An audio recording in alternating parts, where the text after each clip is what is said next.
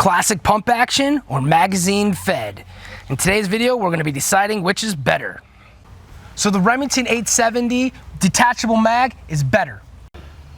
All right, now I'm going to be talking about this Mossberg 500. I'm going to start at the buttstock and work my way up. So it has a decent polymer buttstock. It seems to be hollow as well. The butt pad here, I think, is of a much higher quality than the Remington 870. Oh man, you might need to check after that one. Nah, that sounded like a gamble. It's dry. So this trigger seems to be a little bit lighter, maybe a 3-pound trigger or so, and it also has a lot less take up. This trigger also has 2 douchebags talking in the back of my video. The detachable magazine is very effective and seems to be very reliable with our use. I really like this very large paddle here. It makes extracting this very large magazine pretty easy. The magazine holds 6 rounds, 6 plus 1, so 1 in the chamber and 6 in the magazine. If you put 1 in the chamber, you'll have to take the magazine out, add another round, top it off, and then you'll have your full 7 rounds. So moving up to the tube here, this tube holds 7 rounds, which is 1 more than the magazine on the Remington. The loading process is certainly much slower. So if you wanted to use this as a defensive firearm, you would certainly have to keep it loaded. I would recommend keeping any defensive gun loaded, but these are blanks and I'm pointing in a safe direction. Our neighbor's house, the one we don't like. That's a joke. All right, so utilize that trigger. And then one more.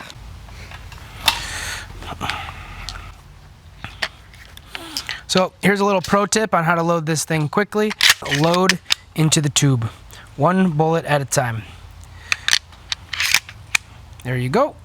Bang, cock it out. Then, so you hold your shell like this, chamber it in, drop these 2 in here. That's not it. So after chambering that first round, we roll the shotgun over on our shoulders, holding 2 rounds next to each other, putting them into the chamber and sliding them into the tube. And then engaging the target. That was very easy, but not that easy actually. The magazine's much easier. Assuming I had the 1 magazine that came with it and I shot my last round, I would have to take that shotgun, put it in a safe position, detach that magazine, retain the shotgun, load the magazine, eventually.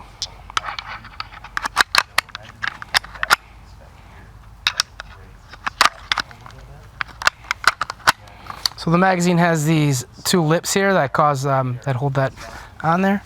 Bring the shotgun back up, put the magazine in, and then I don't have to put 1 in the chamber. I just start cocking, and I'm ready to go. Bang, bang, bang, bang. Now, if I had a fresh magazine, I would just load it and cock and engage. Here. So we have a kind of a matte finish on this, almost like a brushed oxidization. And then on the Mossberg, we're going to have a polished blue, bluing of the steel here. If I had to guess, I'm going to say that the Remington finish is going to be more durable than the Mossberg finish. Look, if I'm back, I can't do it. All right.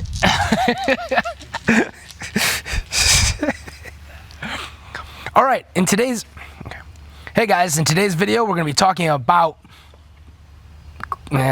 but they do, which is actually kind of neat, they do have a 3-round magazine, which you might say to yourself, why is that neat? That's less rounds. But for hunting regulations, sometimes 3 rounds is the maximum amount of shotgun shells that your gun can hold for hunting purposes. So you can change this to an effective hunting rifle with just having that 3-round magazine, and then you can come home and throw in your 6-round magazine for home defense. Being able to switch back and forth between a hunting shotgun that follows regulations so you don't get arrested and a home defense gun is one amazing feature of this particular gun. Something to take note is that it has a very short stroke, so it's pretty quick. Also, it's a very smooth choke. There is not a lot of bumps in the road as I pull it through, making it a very smooth transaction. Check after that one. Nice. That sounded like a gamble. It's dry. So the magazine-fed shotgun I found to be considerably easier to use while cycling through rounds, making it more effective. So the Remington 870 detachable mag is better because it is easier to use and faster to navigate. Anthony, what do you think of your shotgun? So far, I love my shotgun. I want to get a few more mags for when I'm out hunting. Use this maybe as a backup gun if I'm out, in bear country. Would be nice. I love it. Could keep a mag loaded with birdshot if I'm out varminting, and keep another spare loaded with slugs, for bears and shit up in hunting country. So personally, I like my magazine system. And I used to have another old 870, which I also loved. Whether if you pick tube or magazine fed, they're both great options. But I do prefer the magazine option now that I've switched over. If you have a little more money, go ahead and get a mag-fed shotgun. Just know that the magazines cost around $30 each. But if you're on the cheaper side, go ahead and go for a normal tube-fed shotgun. They'll do just fine. If you have more money, go ahead. I think this is better. Mag-fed. The mag-fed is better. It is reliable, it is faster and easier to operate. Also, you can load different magazines for different purposes. You can have a 3-round magazine for hunting. You can have a magazine with all slugs for bear, a magazine with all birdshot for birds, or rabbits, or small game. But most importantly, it looks much better. What was that? Like, subscribe, and comment. Like, subscribe, and comment. And I'm going back to Idaho. And I'm going back